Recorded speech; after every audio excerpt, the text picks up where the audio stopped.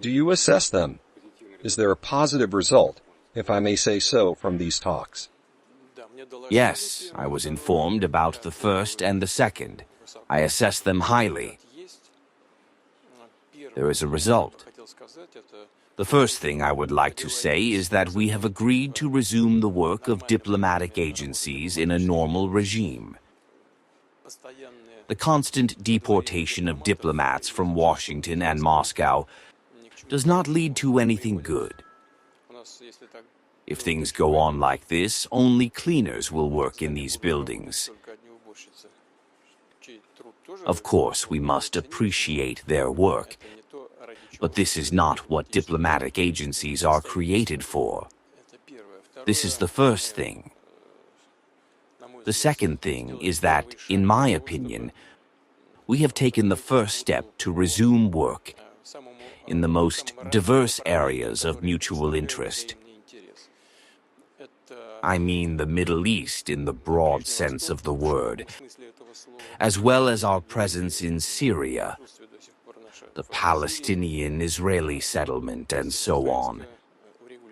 There are a lot of issues there that the United States and the Russian Federation are involved in, despite the fact that, of course, we attach great importance to the situation in Ukraine. But we also have other issues, including the economy and our joint work in the global energy markets. So, in general, yes, space, of course. Despite all the problems of the past 3 years, we continue to work in space. Both American astronauts and Russian cosmonauts work at ISS. The work continues, and there are good prospects. All this was the subject of discussion, the subject of consideration at the meeting in Ariadne. The assessment is positive. Yes, and excuse me, not in general, as I was told, it was very friendly. As I was told, our participants were completely different people on the American side who were open to the negotiation process, without any prejudice, without any condemnation of what was done in the past. In any case, there was nothing of the sort in the bilateral contacts, but they were open to joint work. But the Europeans are all excited, almost in panic, that they do not participate in the negotiations, and the same mood among Ukrainian actors. Everyone wants to have the right to vote. What should we do with them? What is the right to vote about? As I said, the purpose and subject of our negotiations was to restore Russian-American relations. Someone wants to be an intermediary between Russia and the United States. This is probably an excessive requirement. Yes. And the most important thing in resolving all very acute issues, including the Ukrainian settlement, is that without increasing the level of trust between Russia and the United States, many issues, including the Ukrainian crisis, cannot be resolved. The purpose of this meeting was precisely to increase the level of trust between Russia and the United States. As for the other participants, first of all, Russia has never refused to engage with the Europeans. Russia has never refused to negotiate with Ukraine. Never. Our partners in these negotiations have stopped engaging with Russia and the Europeans, and the Ukrainian side has banned itself from negotiating. We are not imposing anything on anyone. We are ready. I have said this 100 times already. If they want to negotiate, let them do so. And we will be ready to return to the negotiating table. As for the Euro-Atlantic relations, we are not interfering here. We do not speculate on all the issues that arise between the United States and its allies. But if we talk about these allies, they themselves are to blame for what is happening now. Listen, Trump was accused of having some special relations with Russia, and that Russia interfered in the elections when he won in his previous presidency. They created a team, dragged him through the courts, even created a special commission in Congress. Nothing was confirmed. And it could not be confirmed because it never happened. But what have we seen during this election campaign? All European leaders, without exception, actually directly interfered in the U.S. election process. One of the candidates was directly insulted. Of course, it was clear who we sympathized with, but we did not allow ourselves to interfere. And even more so, we did not allow any harsh statements or offensive remarks against any of the candidates. We simply did not do that, and the Europeans did. But, to be honest, I am surprised at Trump's restraint in his relations with his allies, who behaved in such a, let's say, rude way. He still behaves quite intelligently in his relations with them, but they do not hide it. If we talk about Ukrainian regulation, the United States is working with its European allies. As far as I know, Mr. Kellogg is now in Kiev. Before that, he met with the Europeans. Now, the President of France is going to Washington, the Prime Minister of Great Britain. Nothing is hidden there. The Americans are discussing all this with them. But, for example, we have a question about the extension of the INF Treaty. I would like to remind you that exactly a year from now, in February 2026, the INF Treaty will come to an end. Do they want to sit here and be mediators between Russia and the United States? Probably not. Why should they be hysterical? Hysteria is inappropriate. As for the negotiation process, during a telephone conversation, President Trump told me, and I can confirm this, that of course the United States assumes that the negotiation process will take place with Russia and Ukraine. No one excludes Ukraine from this process. Therefore, there is no reason for such a reaction to the Russian-American meeting. It seems that Rubio also promised to keep the European Union informed.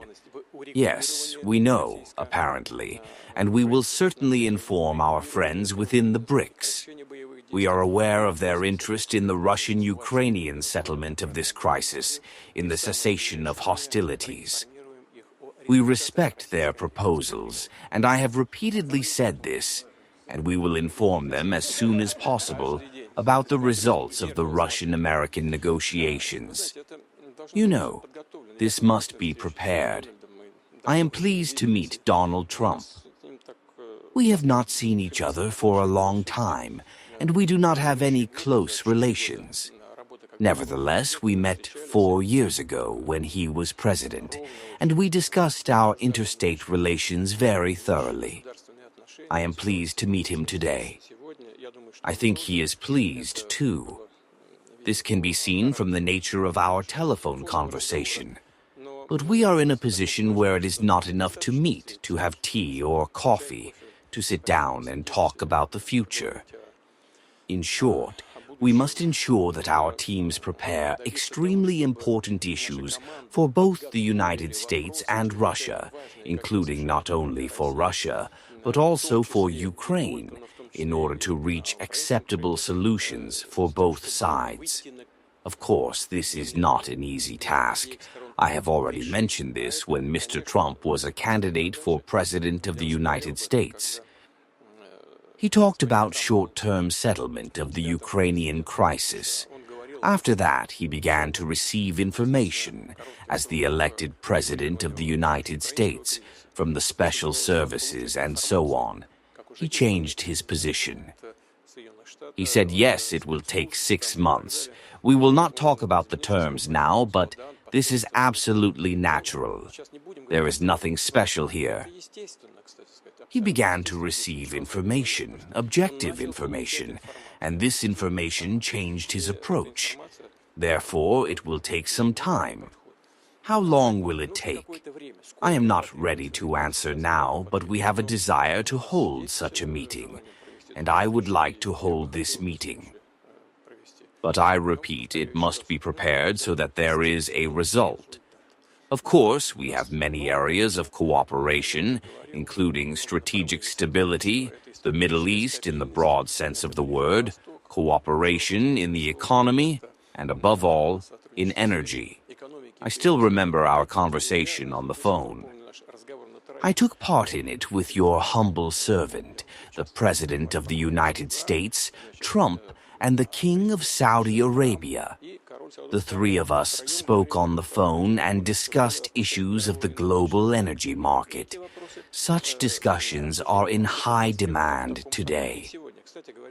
By the way, I would like to thank the leadership of Saudi Arabia, the King of Saudi Arabia, and the heir to the throne for not only kindly providing a platform for the meeting between Russia and the United States at a high level, but also for creating such a friendly atmosphere. I think that in the next couple of days, well, today it is impossible because I am on a trip to St. Petersburg.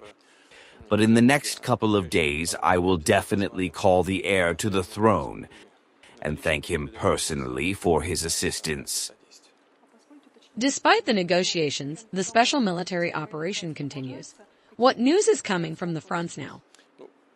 As you know, the military correspondents, your colleagues, are extremely well informed, courageous, and, frankly, heroic. They carry out their mission, their duty, both civil and professional. They inform the public of Russia and the rest of the world about what is going on in the line of combat. The very last piece of information that I received just an hour ago.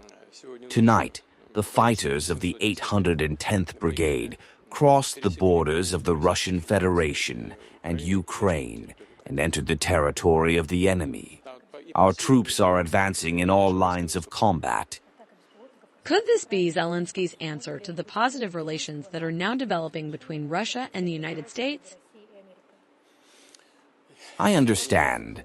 I do not know this, and it is difficult for me to give an assessment of what has happened. But it has happened, and of course we must somehow explain it. There are many questions that arise, and it is very difficult to answer them right now. But the first thing, an unexpected thing, I can say, but nevertheless, after all, attacks of this kind are impossible without space reconnaissance. And Ukraine receives high-precision data of this space reconnaissance on the objects of defeat, in relation to the objects of defeat, only from its Western allies. And who specifically provided these data, these space images, on the objects of the Caspian Pipeline Consortium? I do not know now, but it is absolutely certain.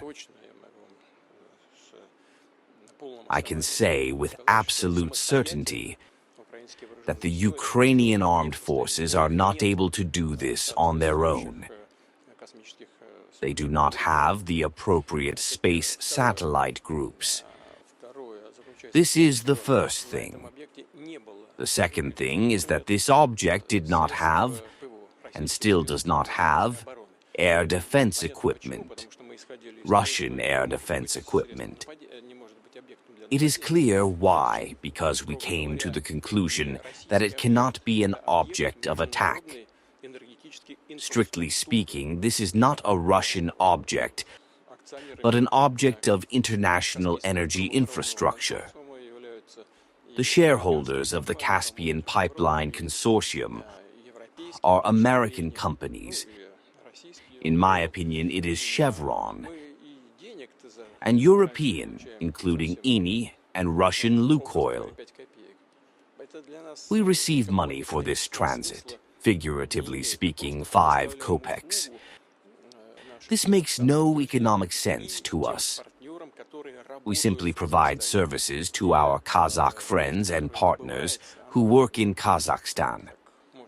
And the oil that is mined as a whole, since it is mined within the framework of the Caspian Pipeline Consortium, the agreement on the distribution of products is in fact owned by the companies that mine it. In this case, American companies, European companies. This is, of course, not a critical volume, but still a noticeable volume in the world markets. And of course, the destruction of such an object, 6 drones were used in the attack, will affect the world energy markets. First of all, because, unfortunately, it is impossible to restore this object quickly, and it is impossible to restore it quickly due to the fact that there is mostly Western equipment there, and Western equipment was damaged. By the way, I have just been told that the Europeans have extended sanctions against Russia, including, specifically, the impossibility of supplying us with Western equipment in the field of oil and gas production. What does this mean? It means that 2 days ago the Ukrainian armed forces struck, and 2 days later the Europeans announced that it was impossible to repair this plant because the main equipment there is European, including the German company Siemens. If this equipment arrived the day after tomorrow, it would have taken a month and a half or 2 months. Now, what does this mean? That it will not be supplied at all. Of course, if you look at it formally, it looks like some coordinated actions, but I do not want to believe it. I think it is a coincidence. The Europeans are just going their own way and do not pay attention to what is happening. Formally, if you look at what is happening, it looks like some coordination. Why do they need this? It is not clear because it leads to stable and high prices for energy sources in the world markets, which consumers of energy resources, such as European companies, are certainly not interested in. By the way, the current administration has also repeatedly announced that it is striving to stabilize or even lower prices for energy sources. Such actions are, of course, directly opposed to achieving the goals set by the American administration. I know that yesterday members of the consortium held a meeting on all the problems that have arisen and are deciding for themselves what to do next. I repeat, this is not just our problem, but the problem of foreign investors and foreign members of the CTK.